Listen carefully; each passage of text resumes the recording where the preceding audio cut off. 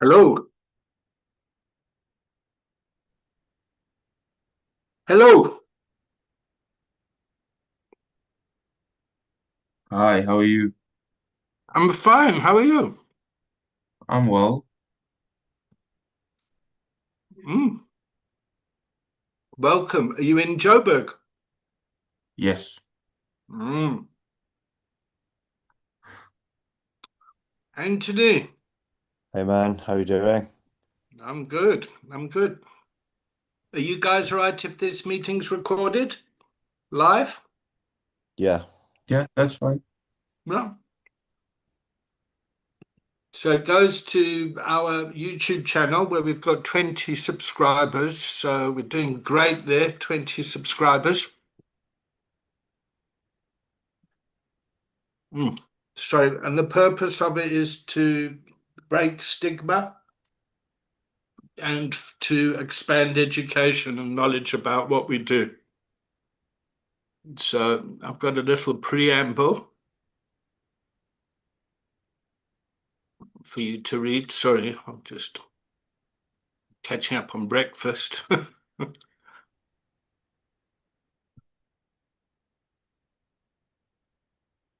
Can you see that, Anthony? not yet.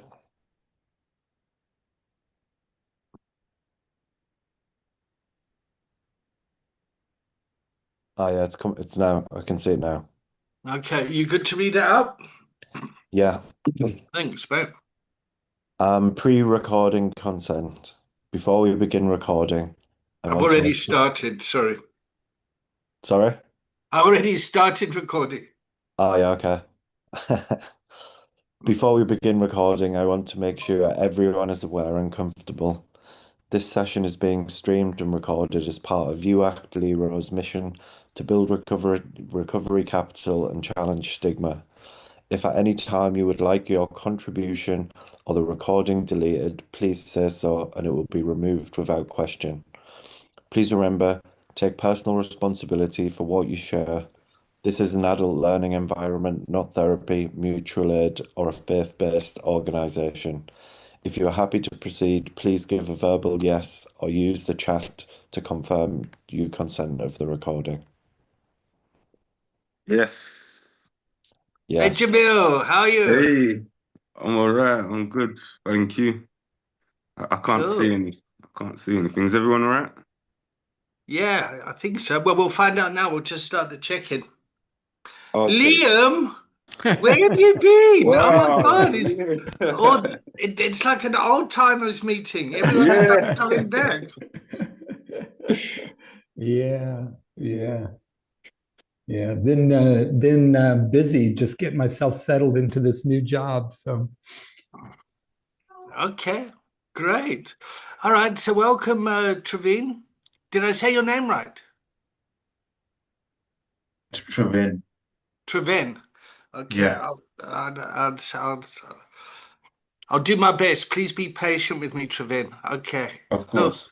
So Trevin's joining us from Johannesburg, yeah? And you just did the Yeah, 3-day intensive with Leanne. yeah. Great stuff. Okay.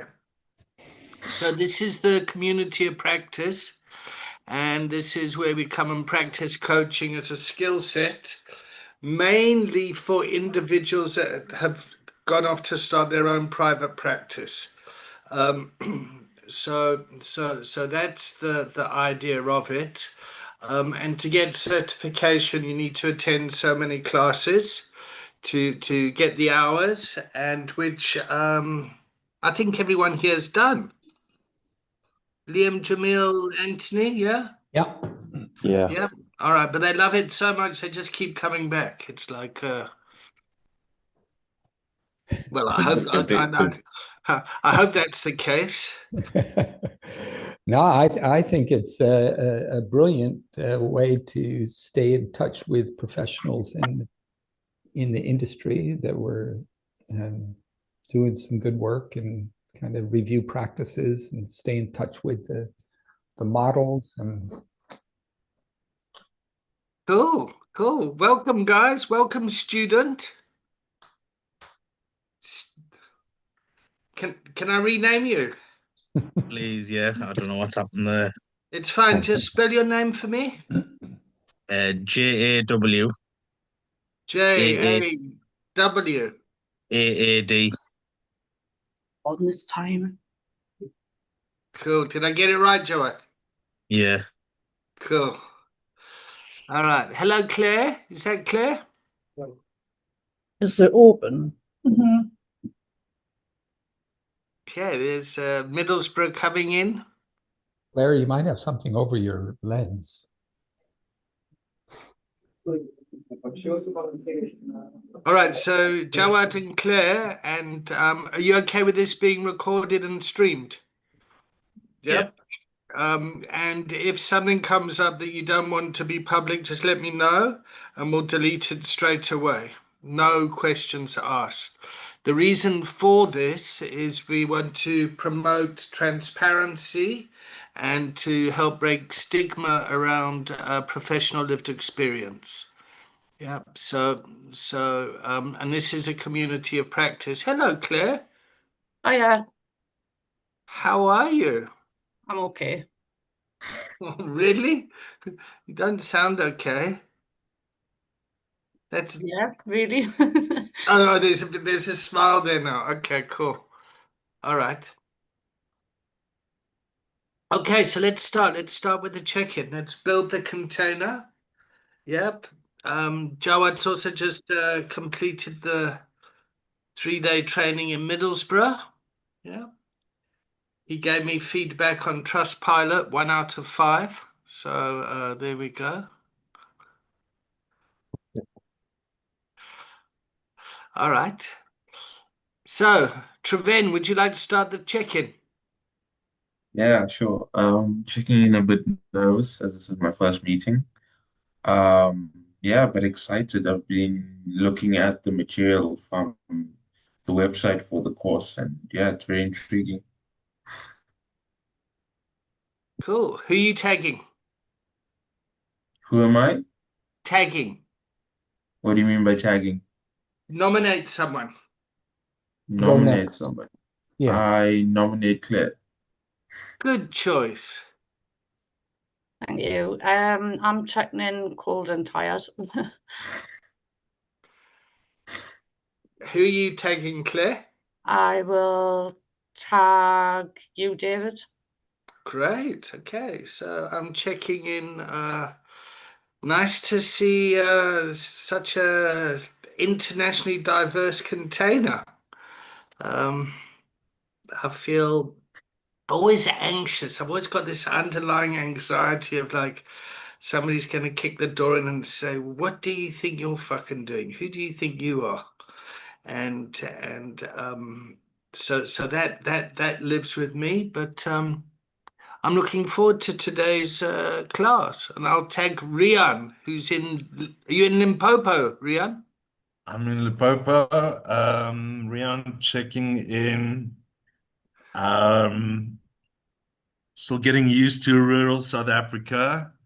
And I just want to say, who the fuck do you think you are, David? I'm tagging Anthony. Thanks, man. I am checking in, feeling pretty grounded, but also quite low and heavy with this weather. And I've just moved house and I've got a fucking leak in my kitchen roof. And it's pissing down. Oh dear. But all good other than that. I will tag Liam. Let's see. I'm checking in really good, settled, stable, and calm spirited, and certainly been through some things over the last couple of months, even more so than what was before, David. Even more so than before. Yeah. Oh shit. Yeah, All and right. before actually revealed something for my partner that had the bicycle accident not occurred, we would have never known that she had she's fighting cancer. So yeah, so we went from bicycle accident to bigger things. So I go over every weekend now. So yeah, You travel to the Netherlands every weekend. yeah, pretty much. Yeah, and you're in the north of England. Yeah, northeast, Sunderland, Newcastle. But otherwise, Newcastle. Okay. yeah, settled in my new job. Got quite a new, quite a good caseload of clients in recovery, and yeah, so that's going really well. And just remind us of the institution you're working in. Are you allowed to? Yeah. Way Through. I work with Way Through, and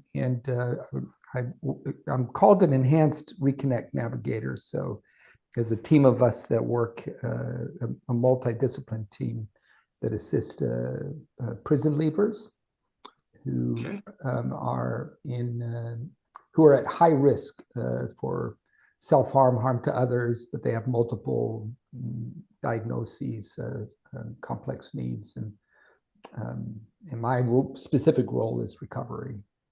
Wonderful. The recovery. Thank you. Who are you taking? I'll tag Jamail. Thanks, sorry to hear about your girlfriend as well. Yeah, thanks. I'm checking in with an overactive brain. A lot's going on at the moment. So yeah, that's it really. Overactive brain, no sleep and overactive brain. So I'm a bit wiry, a lot of coffee. So I'm a bit wiry. And I'll tag who hasn't gone yet, so I can't see the screen. That's all right. Jawad. Yeah, Jawad. Yeah. I'm checking in. Excited about this training, the container. Yeah, love the diversity, not just of people, but of locations. Very interesting. I haven't been on anything like this before, so yeah, very excited. Grateful. Just had a big breakfast as well, so it's always good. And it wasn't always the case as well, so yeah, very grateful. Oh, all right. So welcome to the Rastafarian container. We've got Jawad and Jamail and David and Jaria. All right. So the humor is about my anxiety. Yep. And what I'm trying to do is build a container, a learning environment that's beneficial for everyone, where we can learn about coaching in a community of practice. Yeah. So I'm curious of your life, Liam, if it's okay to just spend some time, and then from there we can get an agenda come out. Yeah. Okay. So you're working you've got your personal life. Yeah. And you've got your professional life. Yeah. And in your professional role, how is coaching assisting you in fulfilling your professional role? And how is coaching assisting you in your personal life? Which way would you like to go? Well, let me see here. Let's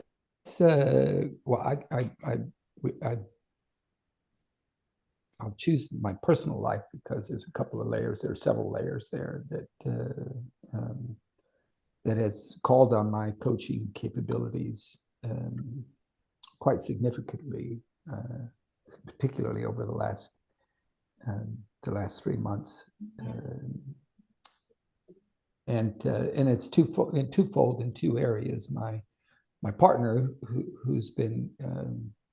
was involved in both of us were involved in a pedestrian and bicycle accident. If you've never been to Amsterdam or Holland, they've got more bicycles there than people, and very bicycle friendly place until you run into a pedestrian. And that put her in a hospital. And then when they did a large MRI or scan, they found a cyst on her ovary, and it turns out that's cancerous. And so we've been kind of talking through life, death. Both she's lost 2 years ago a previous partner, and her mother. I've lost both my parents, so this conversation around death has been pretty significant. And we have a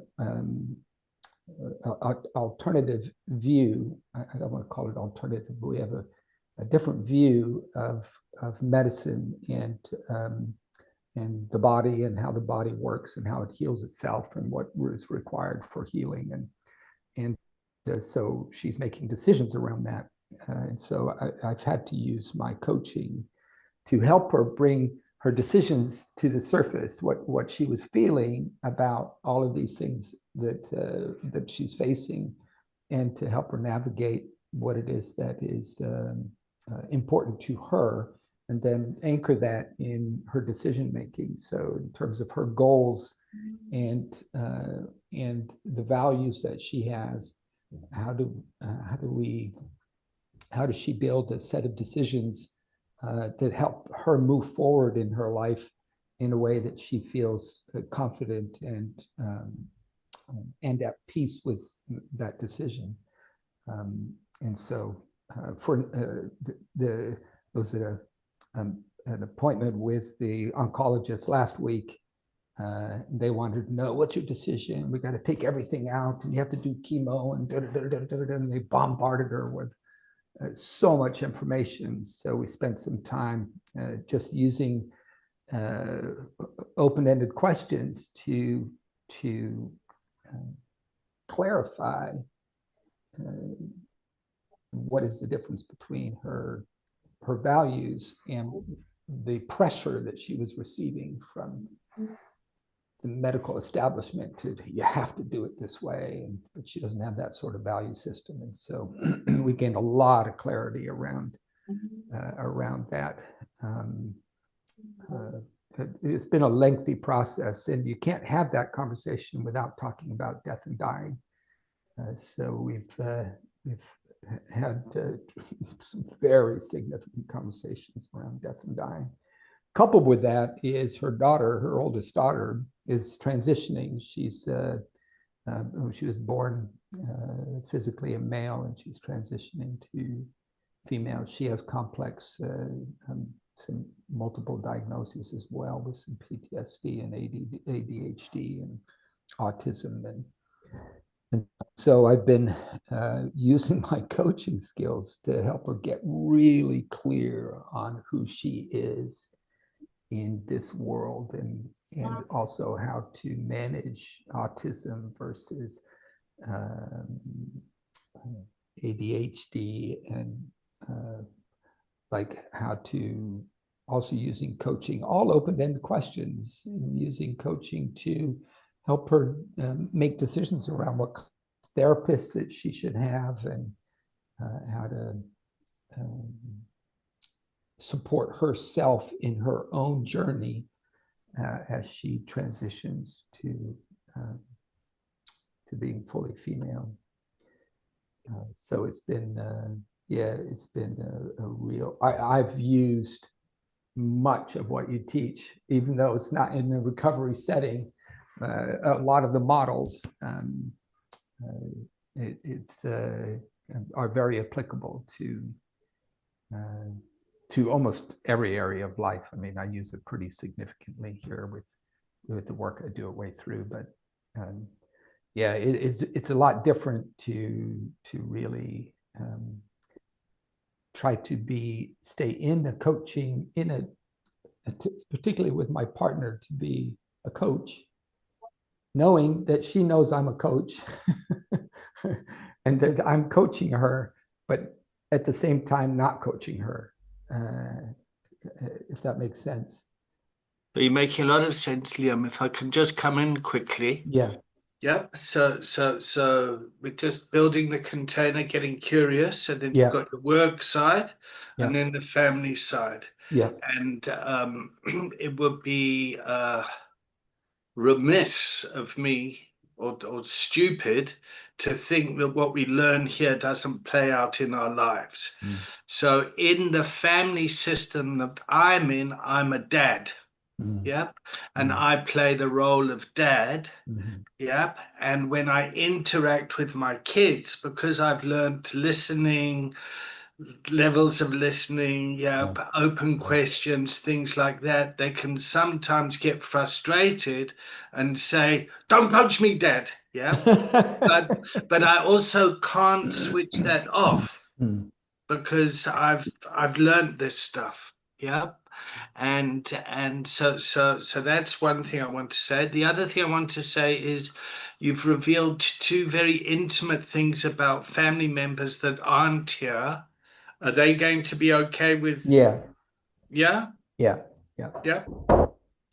Okay, cool. So that's a safety thing. All right. So what I'd like to do, if you're open to it, Liam, is to open up the container to your colleagues here. Yep. And we take that forward for a bit. Yeah. So let's go for kind of 10 minutes of kind of open coaching. Yeah. Okay, great. Thanks, Liam. Yeah. Okay, guys and girls, ladies and gentlemen, they and thems, what would you do with this? Can I answer him the question? Yes, go for it, Jamil. You've got a lot going on, and actually, I've got two questions. What you're going through is really difficult, personally, and it's because you're using your coaching techniques. It's really, I'm assuming it's really challenging, and I just wanted to know, what have you found to be the most effective coaching tool with dealing with your girlfriend and her daughter? Wonderful question. Yeah, that's a great question. So, I was, David, you were talking about I'm dad, and that's my role, and I have the same dynamic. I'm my partner's partner, and although for her daughter, I don't, I'm just Liam.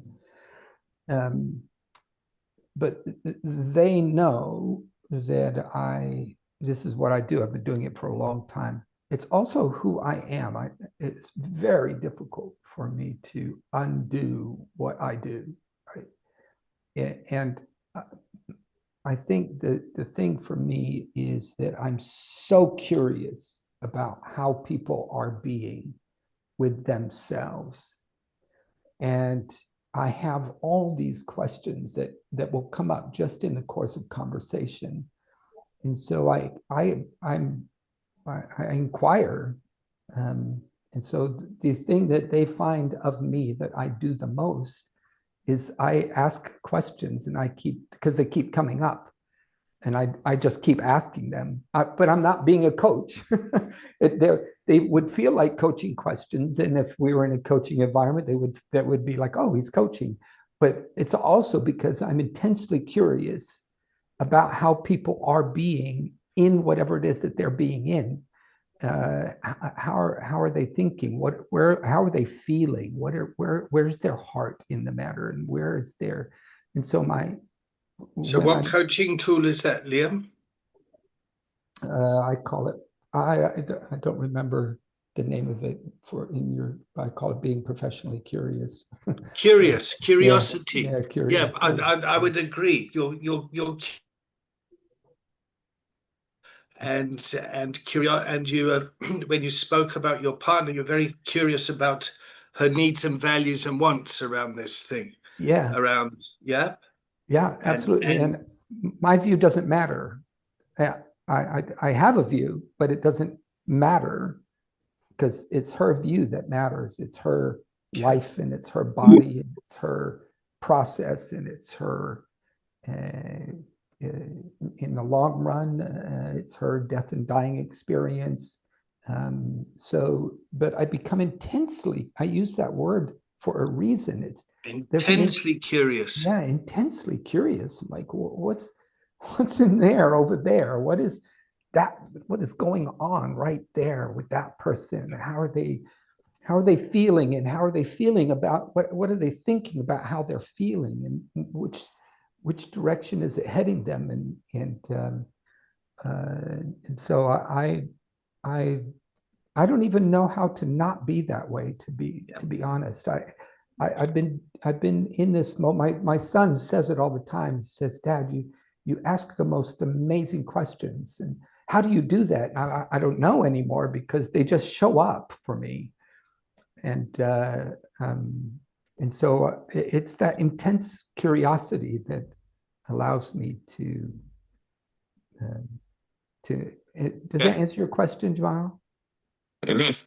Did you have a Exactly follow-on question? Because exactly yeah, exactly what I was looking for. Yeah, so it's the curiosity which seems to be bringing out the curiosity is the tool, or it's almost like an innate technique, I guess, that you have within you already. yeah, And then that draws out the questions that you have. So the powerful question and the open-ended question, the stuff that we need as coaches. yeah, So that's really interesting. And you're lucky to have that that innate quality, to have the curiosity, and that's something that we need as coaches.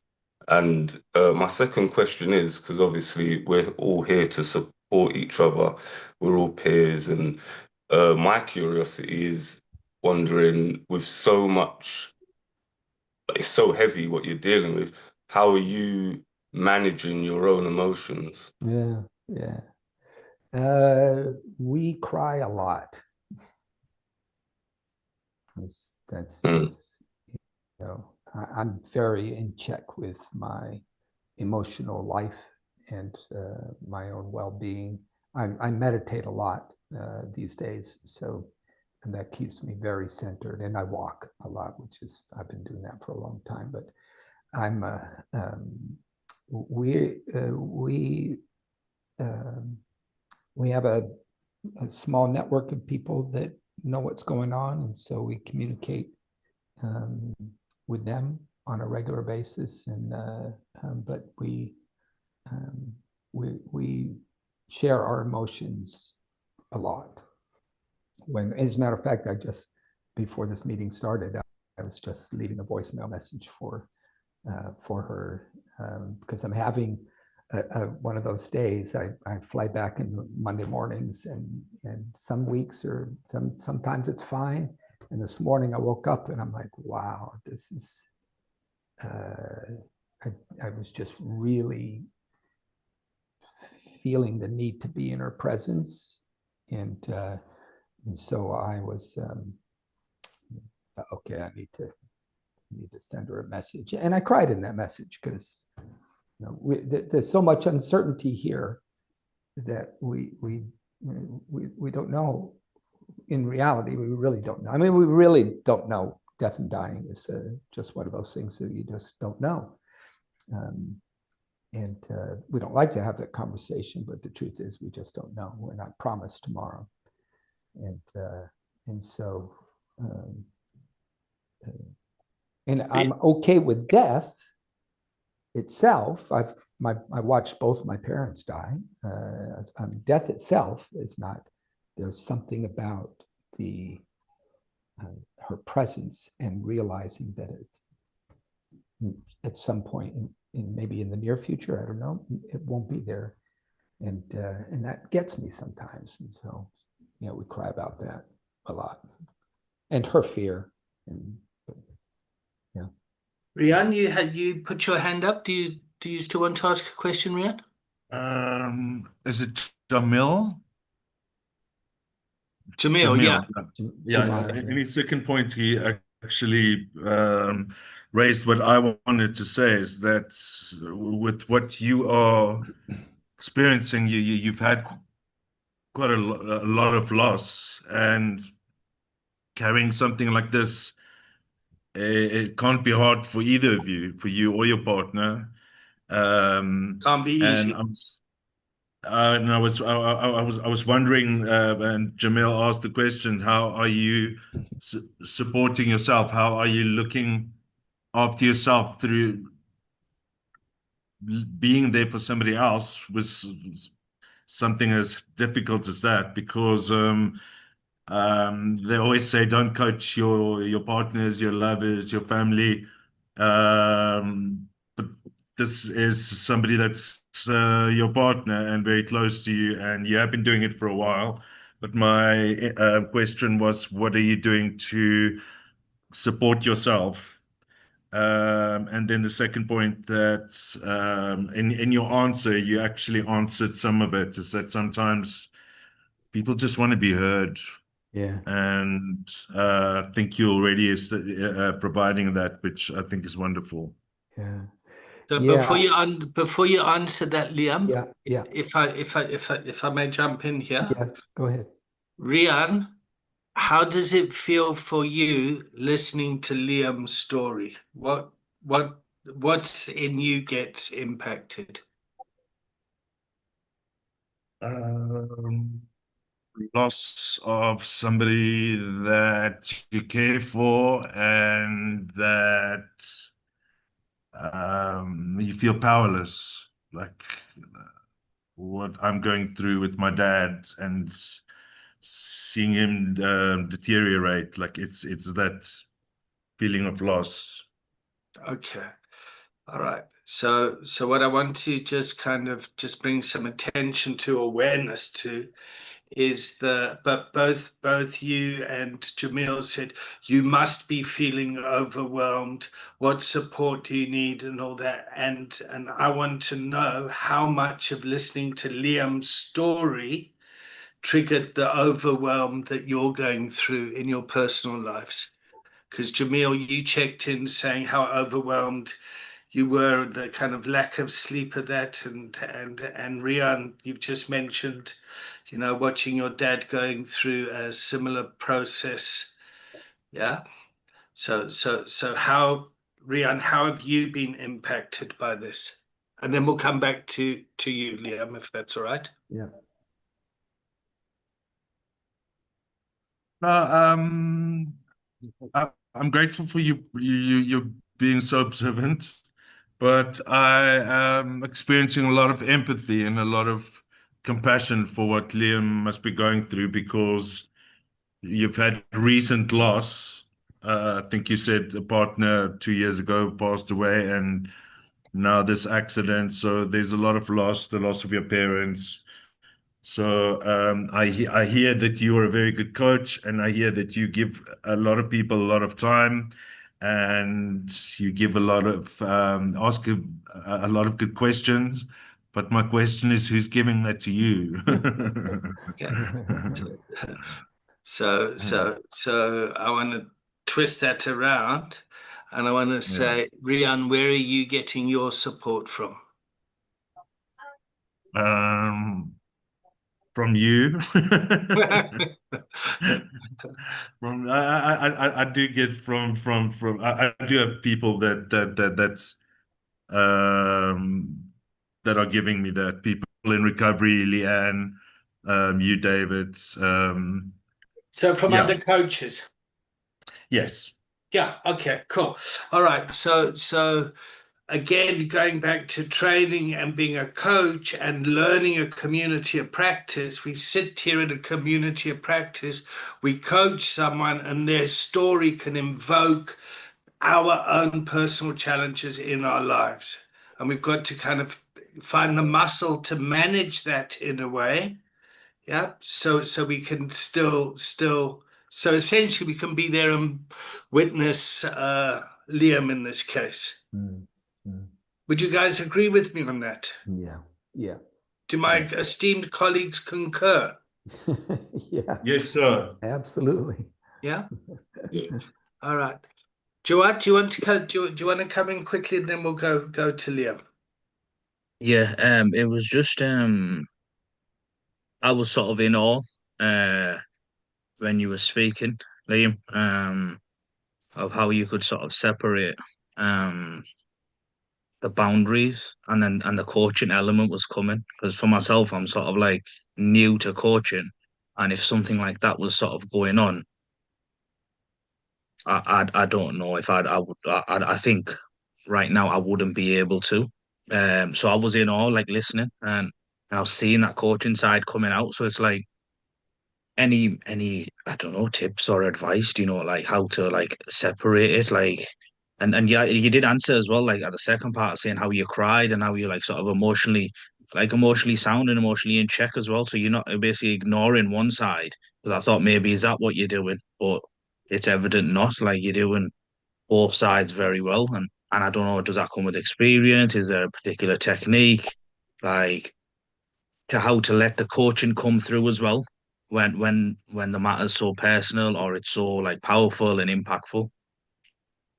So, Jawad, what you just did there is you championed, Liam as a coach. You really support him and said, "Fuck, I'm in awe of you. I'm in awe of the fact that you're able to still keep moving through this." Yeah, I just wanted to say, so good coaching there, Jawad. Yeah. Yeah. Yeah. Liam? Wow, that's such a great question. Rian, I'm in answer to yours, I'm my self-care is pretty intact, very intact. And I'm very clear with, for instance, my manager, as this has been developing, the first thing I told him was, I've got this thing that's going on. And he said, well, what do you need? And I said, well, I'm probably going to need be able to jump out of meetings, or, these are the things that I'm going to need. And his support was instant. And so I was quick to establish with very specific people what I need and what I'm going to need over the next, I don't know, we don't know how long this is going to be. Some of that, yeah, we'll get into some of that. But Jawad, God, I just want to capture that quickly, Liam. Yeah. So you've got the internal resources to say what you need from the work environment. Yeah. So you are able to go and say, guys, this is what's going on. This is what I need. Yeah. And the work was able to provide that environment for you. Yeah. You didn't need someone to go and speak on your behalf or something. No. You were resilient enough and aware. I mean, yeah, aware to go and say this is, and clear. Yeah. Great. Yeah. Thank you. Yeah.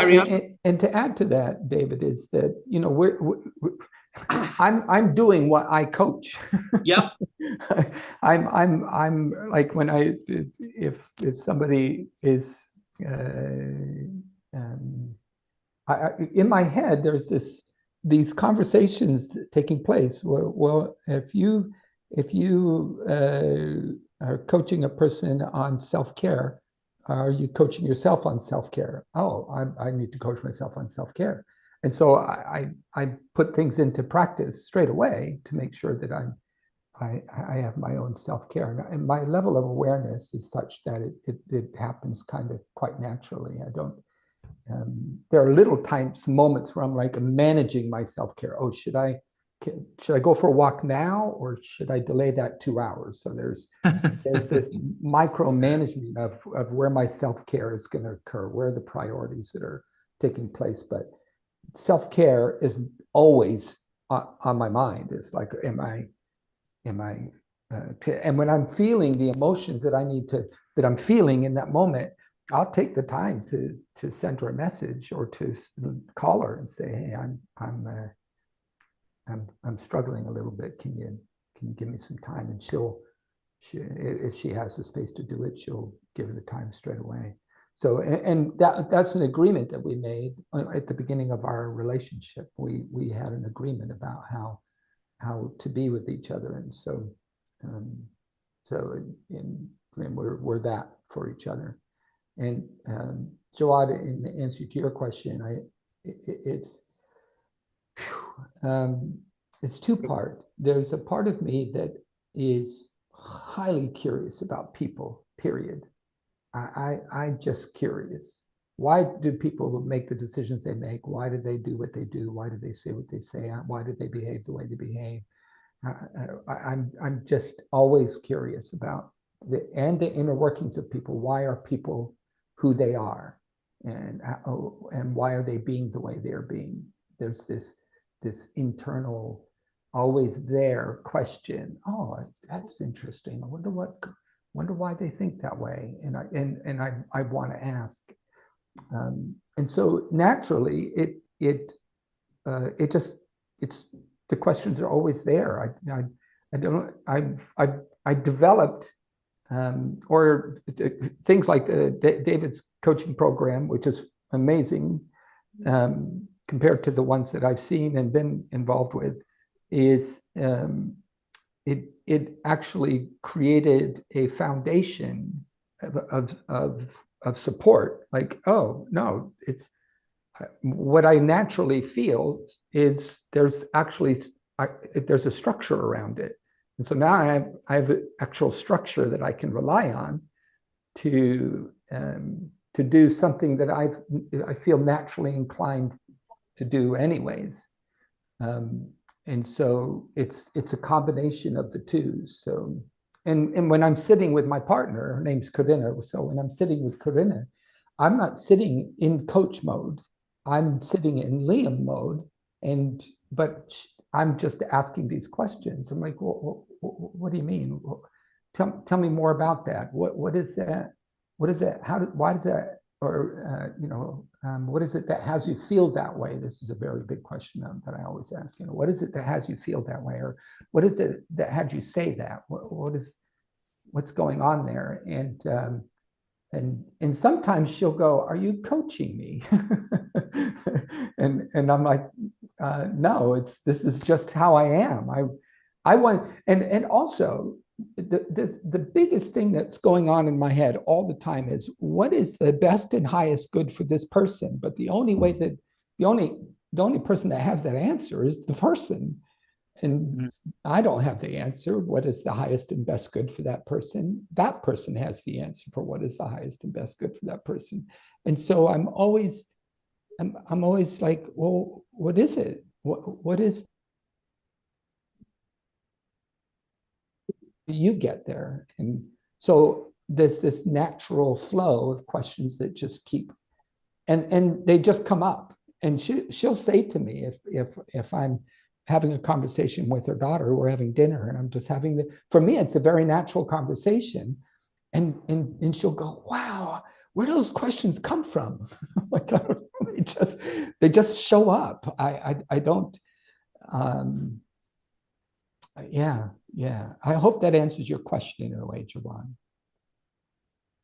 No, I appreciate that. Thank you. It's insightful, and it sort of shows experience. Like what I took from that is like, so you're sort of highly curious with people, but then you couple that with structure, which has obviously put you in good stead, and then you're also all the time looking for what's the best for that individual, and as well, I think maybe that's with structure, like this is what I learned from David as well on the training, that the individual knows the answer and it's about getting that out of them.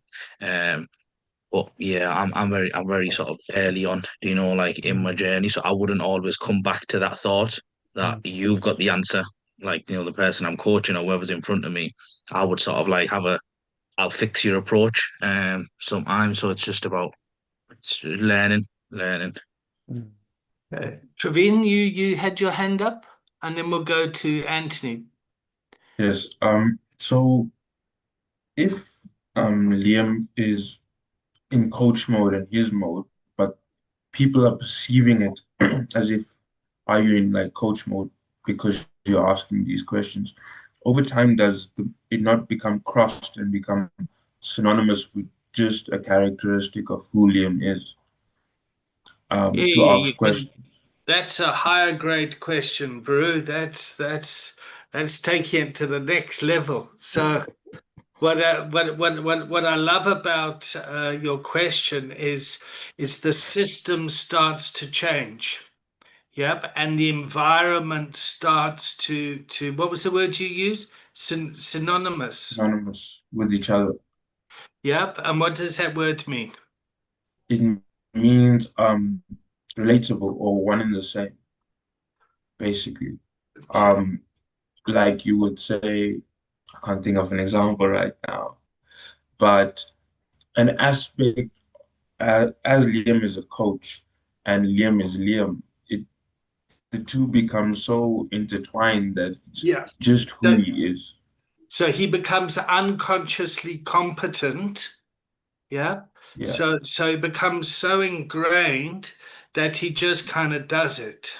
Yeah. And one of the things with people with lived experience, often people like professionals or someone who don't have that lived experience can't understand why someone with lived experience sharing their story is able to build rapport. Yep. And so a lot of people with lived experience are unconsciously competent.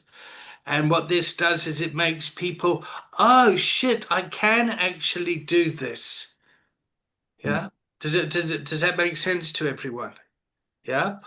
And as you develop your own individual role within the system also starts to be able to handle this sort of stuff. Okay, I'll come back to you in a second. Let's just hear from Anthony. Oh yeah, sorry. So I have a question for Liam. So yeah, I'm sorry to hear what you're going through. I guess, I have family experience of the cancer process, I guess. And a lot of my family, well, most of the people in my family who've passed away is through cancer. And what I've found in my experience is that they tend, once they have that diagnosis, they tend to fall into the victim triangle, the drama triangle. And I guess my question to you is, what tools, avenues, resources do you find helpful to keep yourselves empowered in this process? Well, you said there's so much overwhelm and trying to figure out your values of, your different alignments on treatments and whatever else, I guess. What are you using? What are you finding helpful to keep you guys empowered during the process? So before you answer that, Liam, Yeah. I'm going to try and answer that question for you. Okay. Just from what we've heard already. Okay. Yeah. Yeah. And what I heard is that you ask questions as you kind of receive the barrage of medical advice from the doctors. Yeah, and the pressure from them to make a decision, that you stand by her and give her agency. And your words were, we cried together a lot. Yeah. Yeah. Yeah. What else? I think the number one tool that we use, that I use with her particularly, is I ask her to go back to ground herself in her values. We have this is what makes us, I think, also in my mind, from my own experience, an incredible well-matched couple, because our values are so aligned, and so I know them, and I know her values, and I don't have to tell them to her. I just ask her to tell me about what you value. Tell me your values or remind me of your values, which is the way I do it. So it doesn't sound like a coaching question. It's like, hey, I was thinking about you, and I was just wondering, can you just remind me of your values real quick? So it goes into a grounding process. And then once we're grounded, then everything starts to settle down again, and that feeling of ungroundedness goes away, which happens periodically, quite regularly, actually, because somebody will say something that doesn't have our values, and you should, because we get a lot of you shoulds right now. Yeah. You should be doing this, and you should be doing that, and you should be doing this, and you should listen to your doctor, and and so it's like, no, let's ground ourselves in our values. So I think we are very, very, very clear in our values. Geez, that was strong. Beyond a doubt. That was very. Well, and David, thank you for picking up on that. I think this is a coaching. This is something I go to in my coaching when I'm coaching people here at like I'm outside of Durham Prison. I'm at what is called the Hub, just sitting outside of Durham Prison. When I'm working with somebody that's getting ready to leave prison, or somebody that's out in the community, and they're feeling a little off center,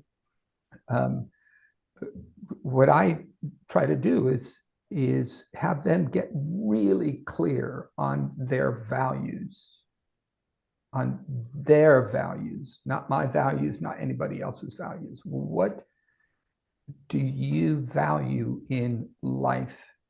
Once I get them there, then I can reground them over and over and over and over and over again in their values by asking questions around their values. So if they're getting a little off center, if they've met somebody back in their social setting that's starting to pull them away, I can go back to the values. So this is something that we do on a regular basis, because it's her life. She gets to choose. I want her to stay around, but if she chooses something different, then that's for her. That's not for me. So I bring her back to her values as many times as it's necessary, and that's why I'm so emphatic about it. Cool.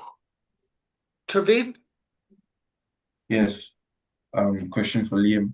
So obviously, you hold the notion that a person's values and beliefs are important to them, and that's what's of importance when it comes to the decisions they make and how they live their lives. And I suppose for people that are not within your immediate space, it probably works to not share what you think they should do. But when you start to move into that circle, does it ever have an effect on you when you place what they want over yours? And the question I'm asking really is, do you ever share what you'd like them to do within your immediate space? Open that question up. So you said, do you ever share? Open it up. So make it an open question. Would you ever share what Yes. you would do? So that's a yes. That's a yes or no question. Yeah. So just think of the question to kind of open it up a bit. What do you think the impact of sharing what you would like that person to do would have on you? Great. I think. Yeah, that's a great open question. I don't know if it's going to land with Liam, but you definitely got the open question part.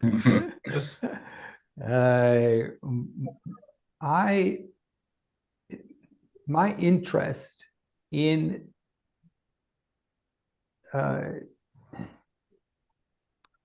everybody, including my partner, is that they have the life that they want to live.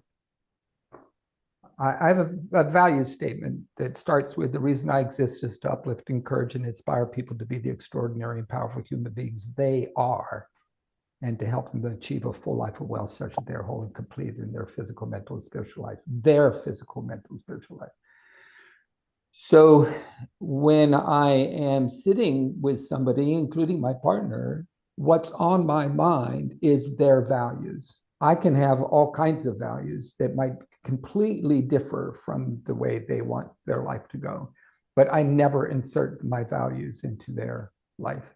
My true absolute interest and aim and goal, if I had one for everybody, no matter who they are, my children, everybody around me in my life, is what is it they value in their life, and how can I support them in that?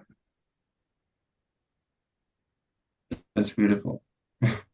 Okay, time out. Thank you, Liam. You're welcome. Yeah, right. What what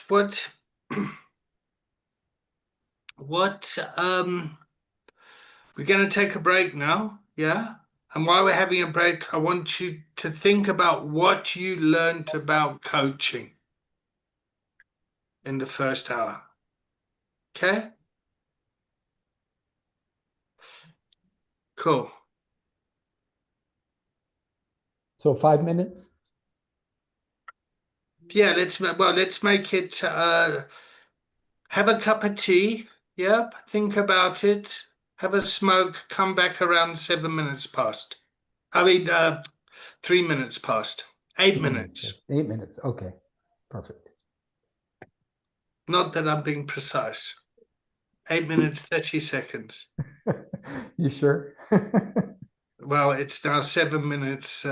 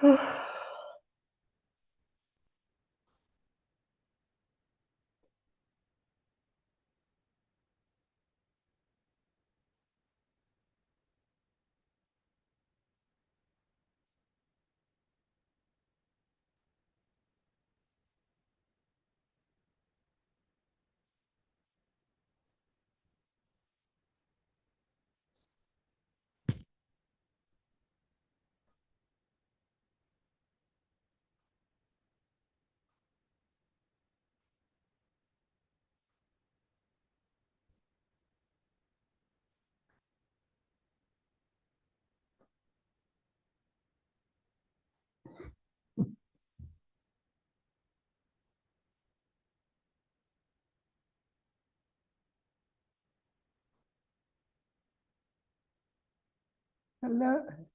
Hello. Love you.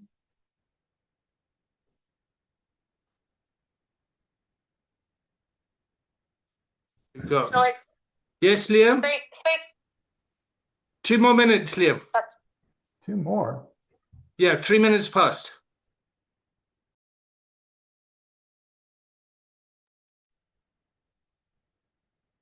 I left my mic on by accident.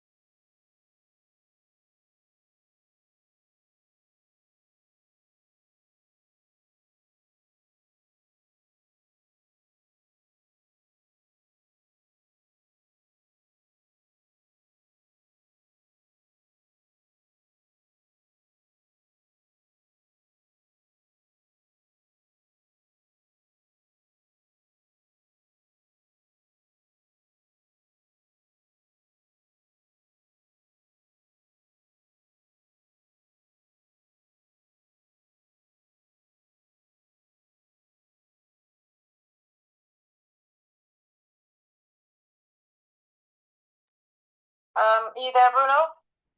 Yes, I am. Anthony. Yes, I can talk to you at the end of the call.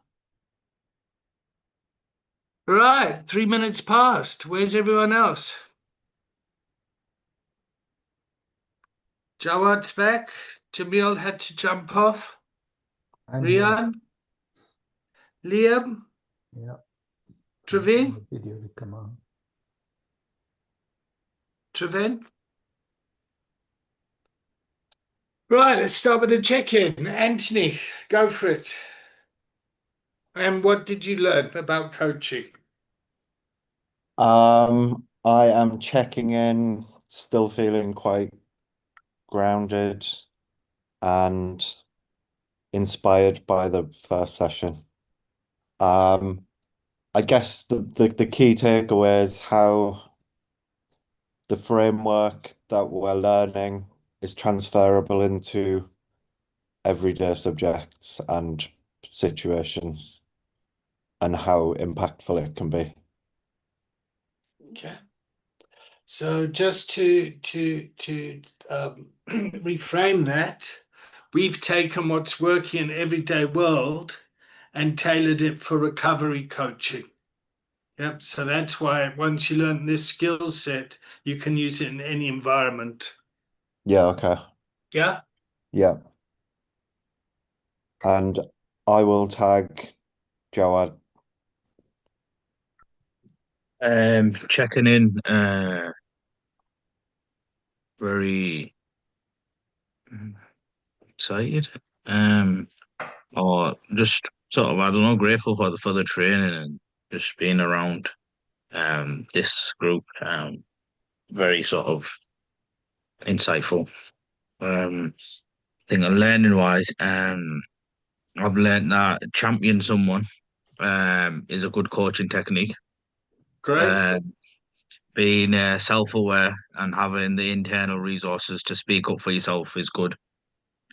And then the unconsciously competent and about the lived experience person, building rapport with someone by sharing their story is them being unconsciously competent.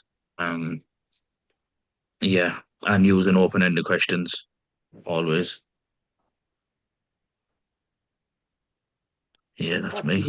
You learned a lot, eh? Geez, you're getting your money's worth, huh? Yeah, no Right, who are you taking? I will go Rian. Can you see me? Yeah. Yeah. Yeah. Okay, I can't see myself. I'm checking in, feeling contemplative. Liam made some very interesting points, which I really want to try and apply to myself by coaching yourself, by identifying your own needs and communicating that, because I'm a 2 on the Enneagram and I'm a carer and a frapper. So I always look for other people's needs before my own.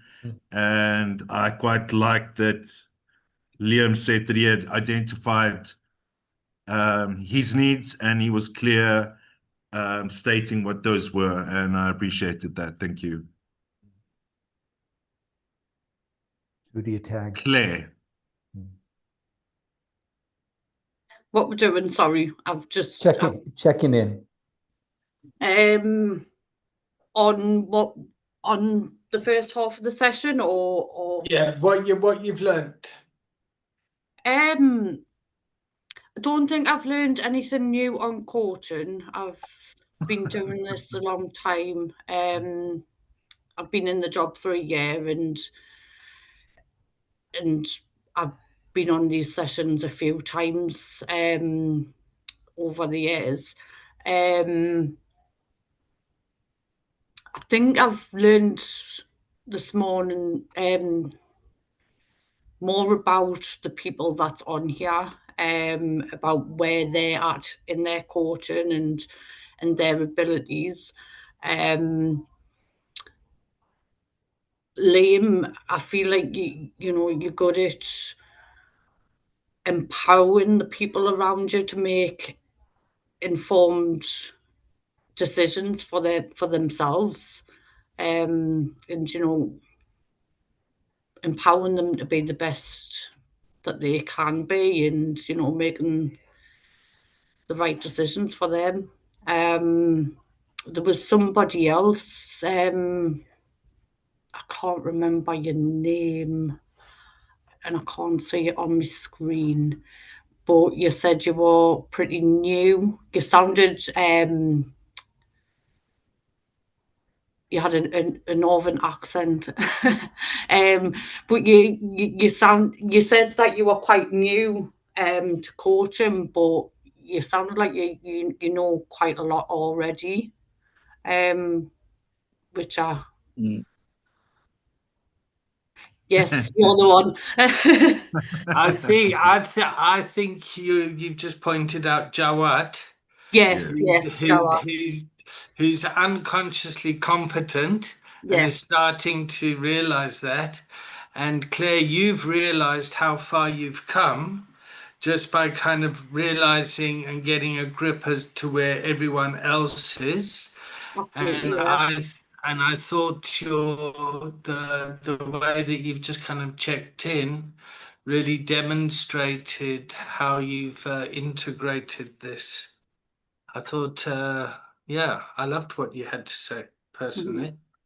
It's lovely to see you. Thank you. I related to a lot of what everybody was saying and things. I've had a lot of bereavement in my life, but it's always been unexpected. And I think, there's positives and negatives to everything, and everything happens for a reason. And I think you know somebody's going to pass away. The beauty in that is that you've got that time to spend with the person and make the most of it while you can. So there is positives that, you know, Rhian and Liam can kind of take. So in your own experience of bereavement, yeah, sometimes it's an opportunity where there's a beauty to it. Mhm. In your experience, sometimes death has been sudden, and Yeah. other time it's happened over time. So I've And never where it's experienced it happened over over time. It's always been a sudden thing, and never had the chance to say Oh, goodbyes and things. So I think, you know, yeah. it's beautiful that you guys have got that chance to, you know, to spend as many beautiful days as you can. So Okay, maybe, so you you've know, experienced you can get some comfort from that. you've experienced sudden loss, yeah, Mhm. and you also lost the opportunity to say goodbye. Yeah. Yeah, okay. All right. I'll come back to you in a second, Claire, if that's all right. Yeah. Praveen? I think for me, what's becoming apparent is that we call it coaching, but really what I'm learning is how to communicate effectively in a way that tends to highlight what the person who I'm communicating with wants and how they can get themselves there. And it's really just a healthy way to communicate. Okay. So we're using communicating very well, and we're assuming that the person that we're talking with is a well person. Yep. So we coach in a space of wellness, not in pathology, not in sickness. Yeah. So Liam is going through you know, his process, but he's a well person going through it. Yeah. And we coach and hold the space around his wellness. Yeah. It's not like Liam's going through a thing. Oh shit, how can we help him? What must we do? What must we find? And yeah, okay, Liam, what do you need to sort your own shit out? Yeah. Excuse my language for being like that. I just want to get the point across. Yeah. All right, is that everyone checked in? No. Liam, I feel all guilty when you say no like that. I thought, oh my God, he's going through so much already. Fuck, how can I leave him out? How could you forget about Liam? I know, sorry. Okay, paint me with the guilt brush. Yeah, I can. I'm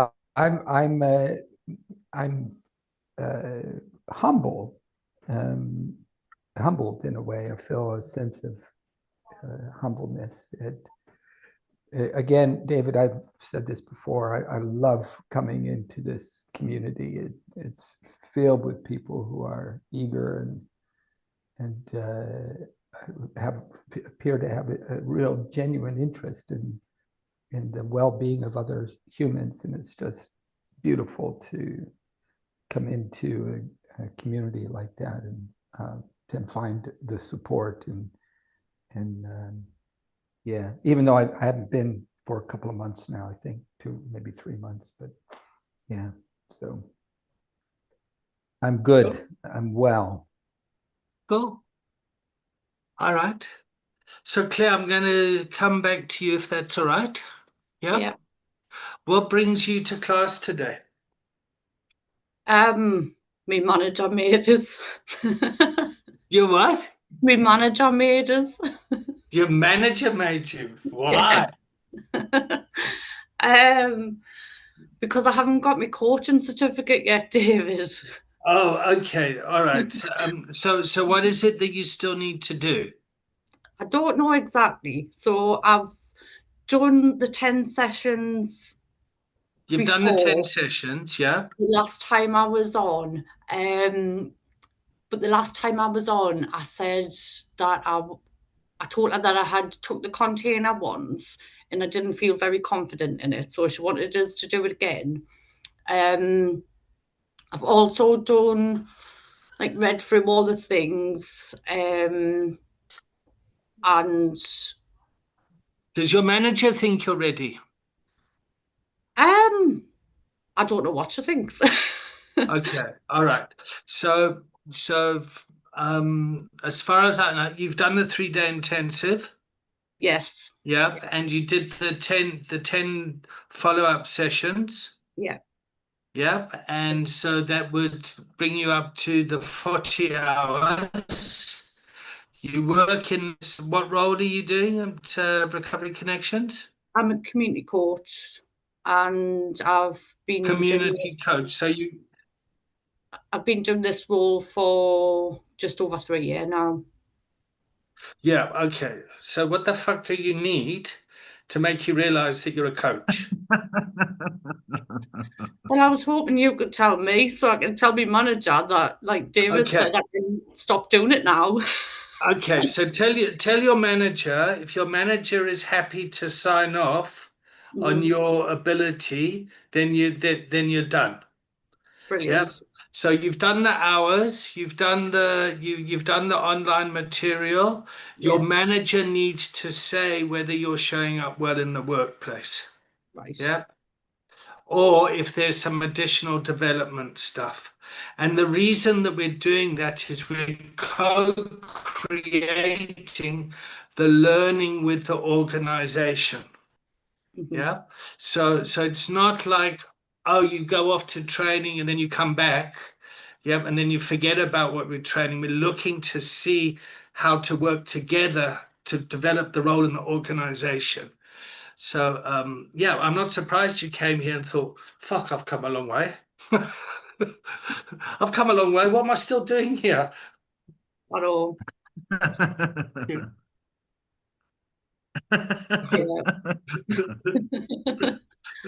As much as I like seeing you, David, like, relax. It's fine. No, you must go out there and coach. Yeah.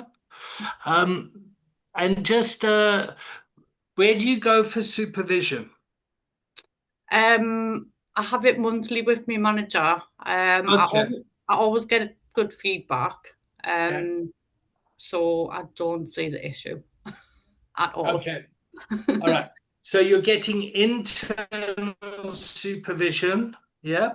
Yeah. And I just want you to know that there is external supervision once a month with Tia on the first Tuesday of every month. Right. Yeah?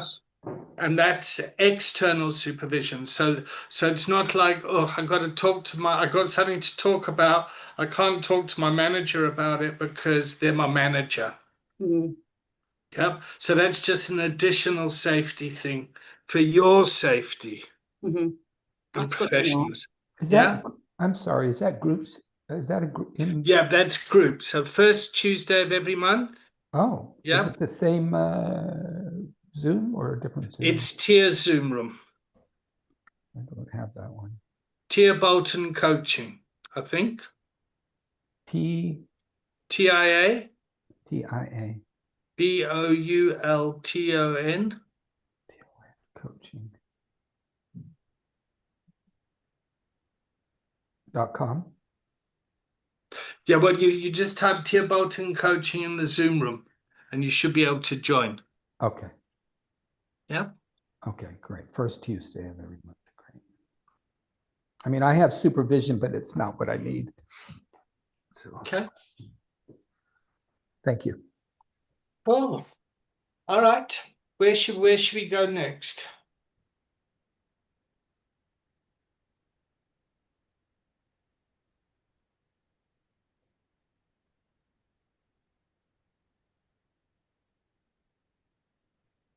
Well, okay, it's kind of the manager.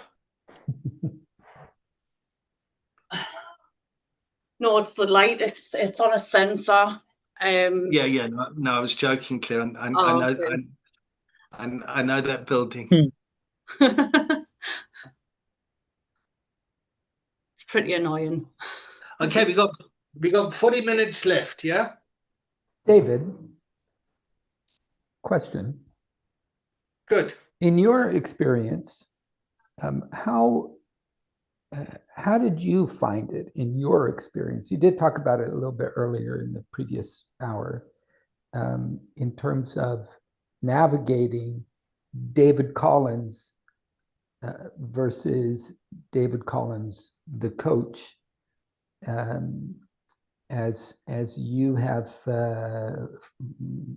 made as your career has or profession or calling has grown.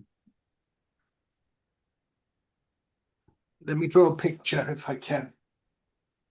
Ooh, pictures. He's a stick figure picture guy. And I'll tell you what. Can you still hear me? Yeah.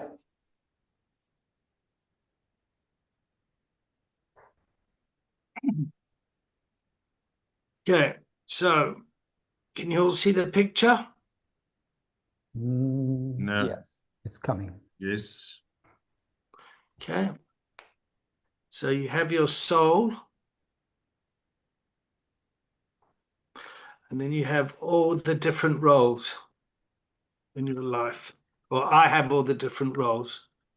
Yeah. So I'm a father, I'm a son, I was a husband, and I've got an ex-husband and an ex-husband and a boyfriend and a leader and what other roles? Coach. Coach, yep. Right. Mentor. Yep. Okay. And then I was also an addict. Yeah. And what happened for me and what happens for us is in a culture of addiction, my addict role ballooned up and overtook everything. Yeah. So culture of recovery for me has been to reduce that and to focus on these different roles. Yeah.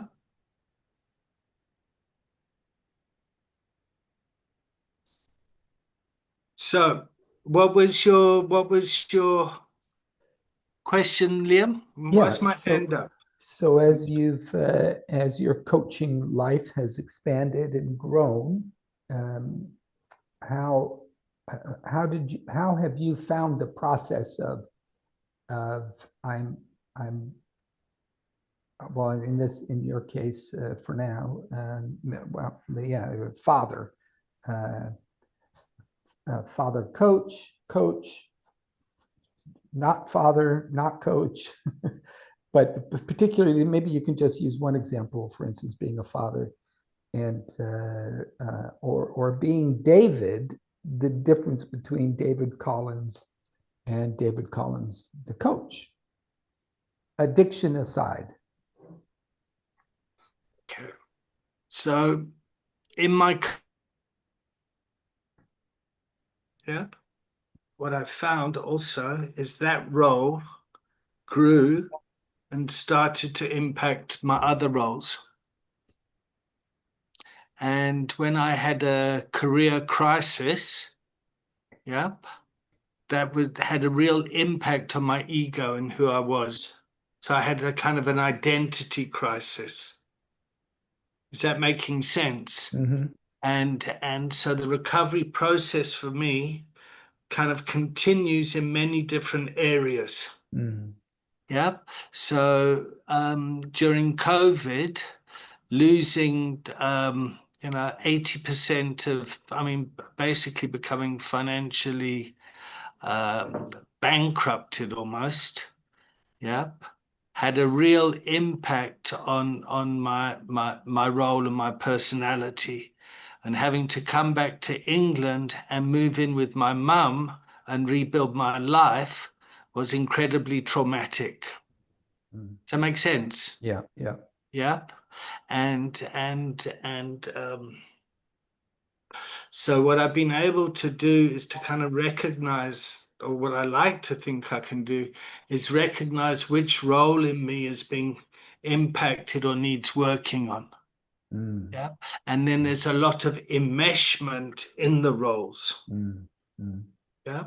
So, for example, running the clinic, running the rehab, in my leadership role, there was a little boy there, me, that really just wanted his father to be sober.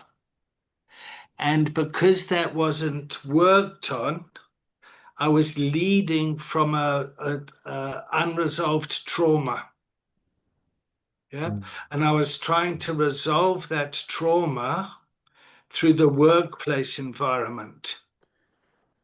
And so there was dysfunction in the workplace because I wasn't working on that kind of traumatic past, unresolved issue of guilt, shame, and trauma.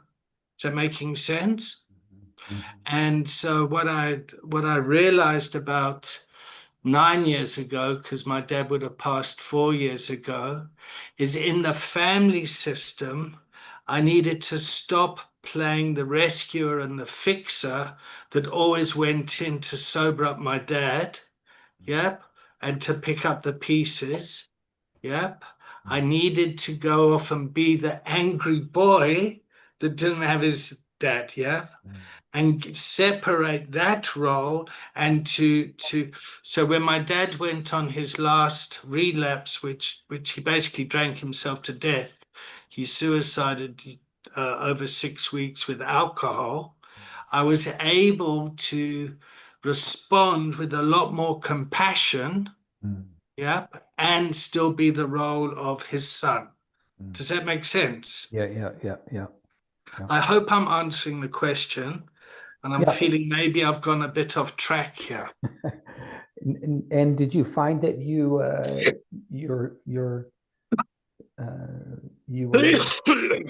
have you found that you've had a merging of Coach David Collins, the coach, and David Collins? Yes. Similar to myself. Yes. There is a you that exists in the world, and it's now like just a part of you. Because I often wonder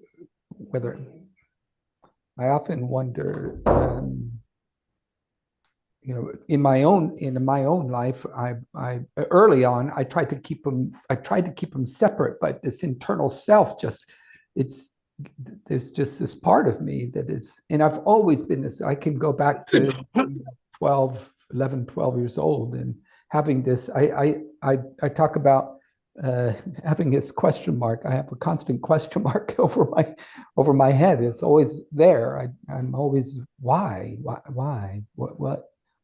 had you say that? What made you feel that way? What is it that you're thinking? And so I think that's probably why it was a natural step for me to move into a coaching environment. And but there's always been this part of me, because I've done other programs, and they were very clear. No, they're separate, and some were very hardcore about it. You keep those two separate. And I've had my youngest daughter. She said to me, "Dad, I know what you do, but what I need from you is I just need you to be my dad." And so when I'm with her, that's all I do. I'm just dad. I have all the questions. They're still there. They want to come rushing out, and I want to know how she feels about something, or what she thinks about something, and how is she going to do this, and how is she going to navigate that, and all of these. They're there. They're all there. But she's been very clear with me. I just want you to be dad. So let's, when we're together, let's drive in the car, sing songs, and laugh all the time. That's what she needs from me. And so that's what I do. It's our agreement. It's our very specific role that we have. But the questions are still there, you know. Does that make sense, David? It makes so much sense. And just to add to the kind of the systemic side of things, in my family system, when I stopped that kind of fixing role and became the angry child, the system that I was in wanted me to go back to being the fixer. So my sisters then started to fucking get angry, and they would phone me up. What must I do? What must we do? And I said, oh, fuck, I don't know. Sort your own. And they had to then kind of confront their stuff. Yeah, yeah. And Yes. and so and we see it all the time. You know, and this is where kind of coaching and therapy can overlap. And when we talk about this, people say, but that's therapy work, that's family systems work, that's clinical stuff, whatever. Fuck that shit. Yeah, but we are professional recovery coaches where we've integrated our lived experience in a professional way, which basically means we get paid for showing up to share our lived experience in a way that builds rapport with the client, that improves treatment outcomes for that individual. Yeah. So the boundaries are very different in this environment. Yeah. And the system needs to understand that, because the actual world of psychology has been very wound-based. It's very like, oh, what happened in your childhood? What's your attachment? What's all this? They're very good and wanting to kind of, whereas I would say coaching is more in the positive psychology space. Like, okay, you're a professional footballer, you're at the top of your game. What's going to keep you there? What are the, you know, that's more the kind of coaching side of it. Yeah. And I guess, to use a football metaphor, it's like you're on the side, standing on the side of the field. You are the professional footballer, and your son's playing football, and you want to kind of tell him what to do. Yeah, it's. I'll never forget. I was growing up playing rugby. Yep, and rugby is a very contact sport. My mum would come and watch, and then she'd want to fucking come and run on the field and go, oh, my boy, Dada. Fucking mum, do not do that. Yeah. It was difficult for her to sit on the sideline and watch her boy get fucked up. David. Yeah. I don't understand any of this football stuff. Can you relate to ballet? Ballet, right? Okay. I'm just joking. I know I can't personally. Can you? But I'm curious. Now that you've mentioned it, Rian. Yeah. I'm just joking.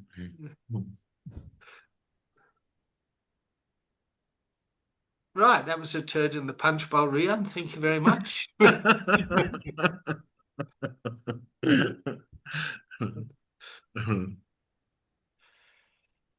Okay. Sorry, did I do that? Yeah. No, not at all, not at all. I was really enjoying I'm enjoying this class today. I'm getting a lot out of it. I'm learning a lot. Yeah. And here's another question. Do you find that when you are in a coach, do you find when you're in a coaching mode, when I'm in a coaching mode? Yeah, let me rephrase the question here. Okay. Open questions aren't so easy, huh? Sometimes they're not, especially if you've already thought the yes or no question first, then you have to unpack it and kind of shuffle the words around. What? And then how much of that is your agenda? Who says I have an agenda? I do. I mean, we all have agendas all the time. Yeah, absolutely. Yeah, that's the. Yeah, I had no, that's a segue. That's a tangent. Let me rethink this question. Now I've lost the question. While you're thinking about that, yeah, I've lost it anyways. Rian, what's Yes, sir. your underlying agenda when you made the comment about ballet? I don't understand a fuck about football. And I went in on what the analogy was, but I don't understand shit. So yeah. So where have you felt left out? When you said football. Yeah. Okay. All right. And what is it about football that makes you feel left out? Yo, do we have time? Yes, we got 3 minutes. 3 minutes. No, I went to a boys' school which is a sports school, and I was a gay boy, and I wasn't very good at sports, and I had a hand-foot-eye coordination problem, so I had a lot of issues around catching balls, and I wasn't seen to have worth because I didn't play football or rugby, even though I excelled academically and culturally.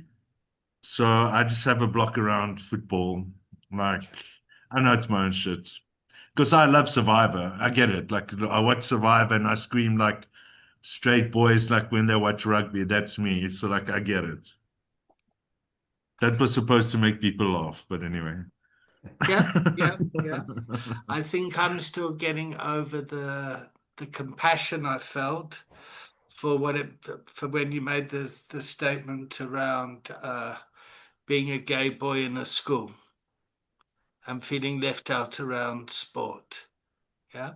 And just to be fair, I don't know shit about ballet either. So yeah, I don't know. Yeah. Okay. Yeah. So it's not really about the soccer or the ballet. No. I just didn't understand the analogy. Yeah. Yeah. So how can coaching help you move away?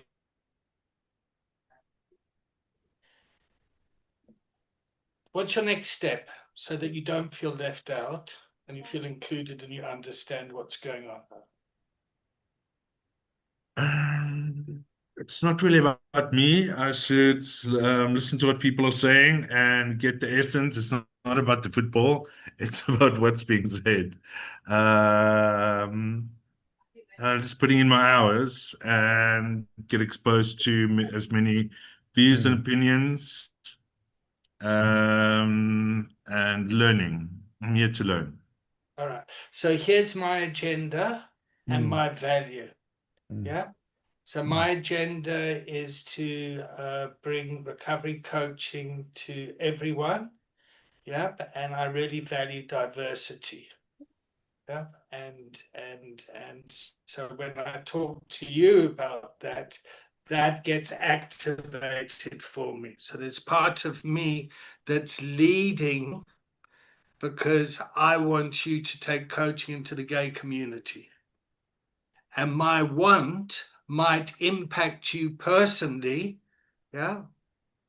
Am I making sense here? Yes, sir. Yeah. David, can I ask a question? Can Liam ask a question? Yeah. You just answered your own question.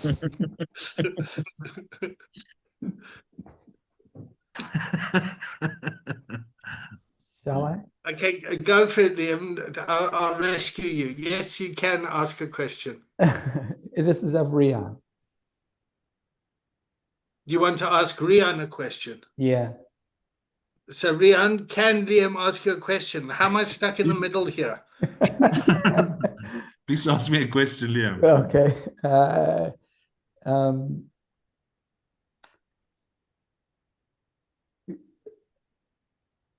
You had indicated, and especially now, given what David just said about what his agenda is, but the question actually, the observation actually came up before that.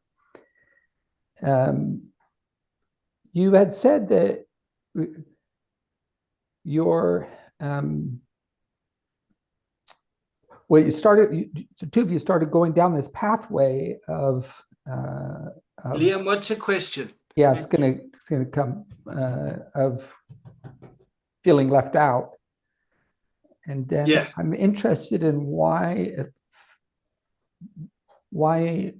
going down that pathway suddenly there was you diverted to this is what I'm here to learn. I'm here to learn about coaching. Does that make sense? Yeah. Why was this? To answer your question, I come from a wealth of experience working at NGOs and marginalized groups, the LGBTI sector, harm reduction, youth. So, but I've always been on the social development side and on marketing side. And then this year, I got retrenched when Donald Trump cut the funding. So that brought me to a very dark place. And to be open and transparent, I ended up in rehab at the Foundation Clinic.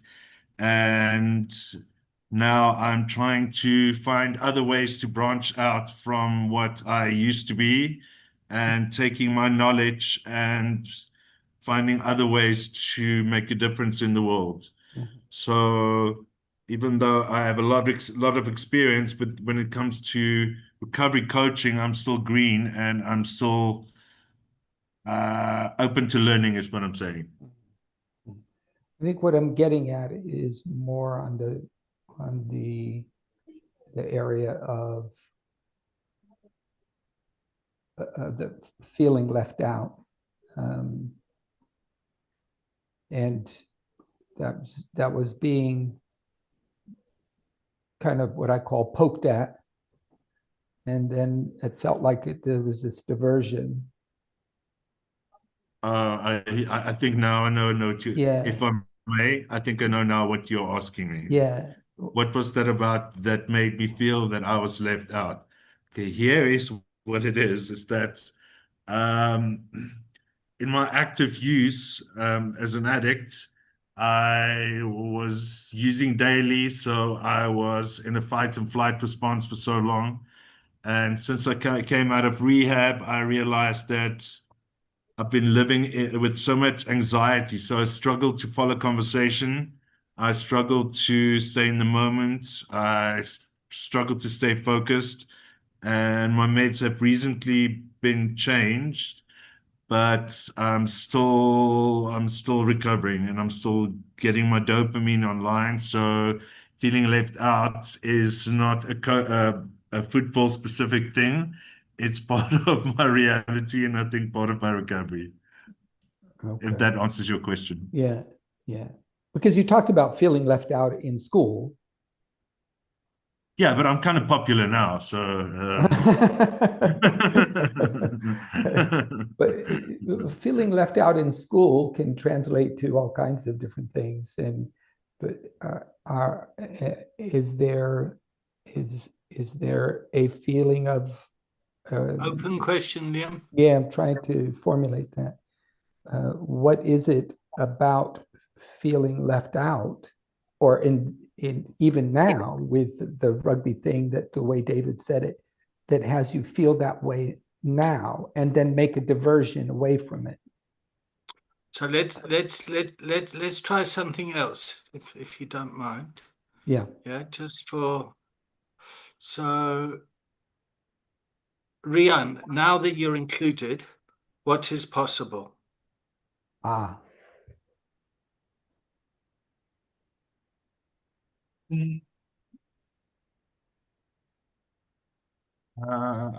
I feel more included in the community. I think because it's my first time, except for Trevane and David, I don't know anybody else. So I don't know how much experience other people have or what they're here for. So I think I was just projecting a little bit of that, like don't know what my place is. I don't know what I'm saying. So now that you're included, you might not Yes. feel included, but now that you are included, Yes. what could be different? Trevane could speak more. Okay, so there's another point here that I want to capture. yeah. People might be told they're included, but they don't necessarily feel included. Included, yes. Yeah. So you know, gay men from the chemsex scene is fucking loved here. Yeah, but we do live in a heteronormative society, yeah, which makes it fucking difficult. Yeah. And it's the same with race or gender or yeah. There's I mean Yeah. it's Trevane, you got your hand up and Yeah. So when Liam started to question Rian, I became very, very uncomfortable because I don't know whether it's because I know Rian on a personal level, but it almost felt like he was attacking him, and I wanted to stand up for him. So I don't know why that's coming up, but okay. So yeah. so in the container, listening to Liam made you realize the advocate inside of you, the ally, the advocate, when you say you want to stand up. Yeah, in a sense where I wanted to speak and say, well, actually at the clinic when Rian's around, he's a life of the clinic, he adds a vibe, and I think you're pushing an agenda on your side, Okay. and So that made me uncomfortable. okay. So let's just slow it down and we all love each other. Yeah. Let's just... May I just say, Liam, I didn't feel attacked by you at all. I didn't. That wasn't about me feeling attacked, but so much love for you, Trevane. So much love for you. Thank you.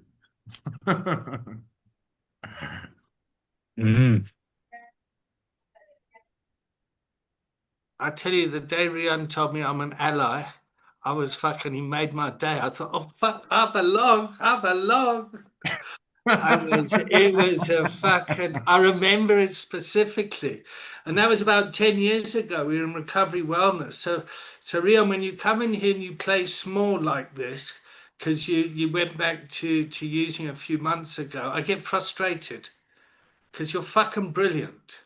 Now pull yourself together and go and shine. Go get that tutu on and fucking pirouette down the high street. Right, and Rian, I don't know you, but I feel you, and in some way. And David, you just said exactly where my questions I hoped would have taken. You're right, Trevane. I did have an agenda. It certainly wasn't an attacking one. But I instantly, there was one thing that Rian had said, and I went, "Oh my Lord, that's a disempowering kind of statement." And that hit me that way, David. The exact same thing, and I don't want in the way I exist in the world would have Rian be a nova that's just just exploding upon the earth and not feeling left out or not feeling small. Yeah. Or not. And that's what was driving the like, okay, I've got a question here because I have to understand Rian. This is my intense curiosity. It's like it went right up. I was like, oh, there's my intense curiosity. Why would he ever feel that way? What's going on here? What's happening to Rian that had him feel that way? Because I would never want anybody to feel left out of anything. I also have a very inappropriate sense of humor, and like sometimes I don't know when to place my jokes. That's very welcome here, Rian. Jawad, let's go, and we'll hear from Jawad, and then we'll start to think about wrapping up the container. Go for it, Jawad. Yeah. So yeah, obviously conscious this time as well. But so after the break, I checked out a little bit mentally for about 15, 20 minutes because I'd sort of like so I'd got a message, and I'm only sharing because I feel it'd be unfair to the container not to share like what's going on in my head. So very quickly, backstory is we were going to organize like a cricket team to play indoor, and the onus was on me to organize this. Um, couldn't get the players, so I just felt like, okay, we're going to sack the team off. Dropped a message a few days ago, we're sacking the team off. Um, one of the guys was like, "Oh, you should have told me. I would have did this and I would have organized it." And I was like, "Okay, well, on Sunday we got two matches. It'll be very good to play them. I'm happy to sort it out, for this week, and then you can take over after that." Anyways, he sent the team out. So he's got me in for the first match, but he's dropped me for the second match, and I'm thinking, what the fuck? So, and obviously you were talking, even then when you were sharing about being the angry boy instead of like, like make sure your anger comes out. Like, and with me, and especially in addiction, anger wasn't an emotion that I used to process. So now I don't know how to handle it. I don't know whether to be ringing him and be like, I'm not playing. I'm basically, I'm thinking in my head, it's unfair. Why am I having to play the early match and I can't play the second match because you're bringing someone else in? Then I might as well just not play all together. Or should I just play the match? So he's fucked me up. He's fucked my deal. So, what have you learned about coaching? A lot of stuff. Obviously, but because my brain's frazzled, innit? My brain is frazzled. Um, recently, just learned about the people may be told they are included, but not feel included. That's my latest one that I've learned. Um, so that's me there. So he's got me in the WhatsApp group. He's created a new group just then whilst his coaching's going on, and I'm checking my phone. I'm in the group, but I'm only in the morning team, not in the afternoon team. So I don't know the best way to approach it. I feel like I should ring him and be like, I'm not happy with this. I'm entitled to say I'm not happy if I'm not happy, rather than sitting on the emotion. What do you think? And I know you obviously have the theory of I know the answer. But I want the answer, like, you know what I mean? Well, I mean, I think a lot of stuff's getting activated in the container that gets activated in the outside world. I mean, if you just want to talk about your little story about kind of being left out of the cricket team, I mean, that's just like Rian's story about not feeling left out of the football team or not being a part of. And I mean, lots of us feel being left out all the time. Yeah.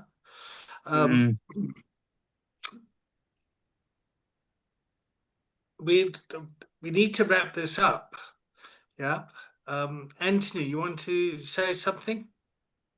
I just wanted to share some of my experience in this situation, if you're open to that, Jared. Yeah. So one of the things in my past has been to react with anger, and I've been in lots of trouble with the police. And when I was in treatment, a lot of my processing was learning to respond and not react. And so, you know, could you maybe sit on it for a while and process it and respond in a more healthy way than getting straight on the phone after this call and reacting? That's been my experience. That has helped me in those situations of being triggered. I guess I just wanted to share that. No, it's fine. Thank you. I appreciate that. Even when you were saying about your experience, that's exactly what I was thinking before you said, don't ring him straight away. The plan was to ring him at 12 o'clock dot on, but I think I might ring him about 2 o'clock. Yeah. David, I Yeah. know you want to close this. I want to leave two questions with Jawad that he can take away from here and just settle on into how, and you can choose to write these down or not. How does it make you feel to not be included in the second game? And what feeling do you want to have? And what is missing that's keeping you from having that feeling?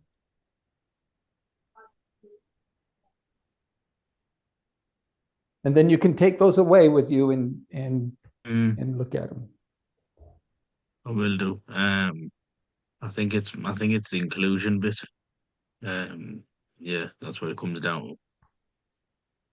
Not included, am I? Not included in the second team. Well, but does everything goes back to the first question? How did that make you feel? So, and then we'll just go back to David. But he told us angry. Yeah. Yeah. And anger's about boundaries. And that's something we can talk about next week because we've now got the time boundary. Yeah. Too bad. What a seductive container. Yeah. Hey, Claire, go get us a signature and say you're done, then you never have to come back here again. Unless you want to. Would you like to start the checkout, Claire? Thank you all. I just want to check, everyone all right with the recording still? Yeah. Yeah. Yeah. Okay. Great. Okay, let's start the checkout. Claire, would you like to start the checkout, please?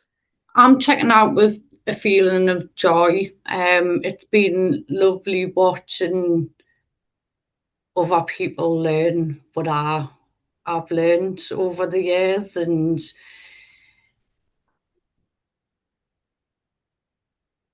I'm like Liam. I like to see how people's minds work, and I was just watching everybody talk, and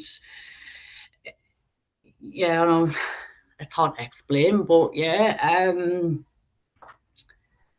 just how people react to different questions, and just giggling inside, thinking, yeah, took us back to when I was first starting out, and yeah, I think it's all on a really great stead to become brilliant coaches. You are.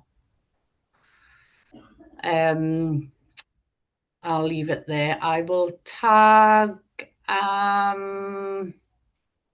Anthony. Thanks, Claire. Yeah, I'm feeling still grounded, but also I feel like I've grown a bit in that container. I feel like there's a lot of growth and vulnerability. You know, I think it was a powerful container today. So grateful as well to be a part of it.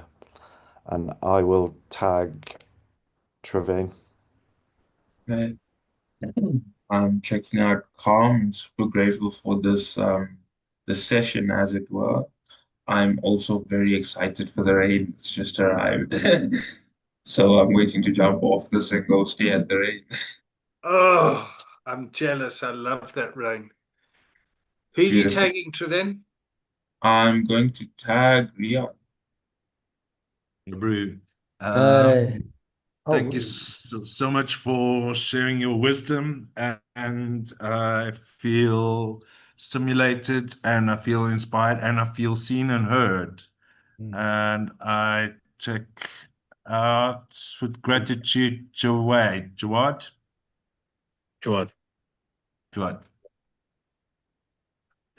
Yeah, I'm checking out. Thankful. And grateful. Yeah. For the training and for the people.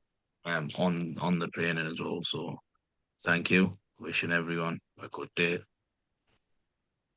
Jawad, I just saw you sit there go. So I I'm told him. assuming. I told him 12 o'clock.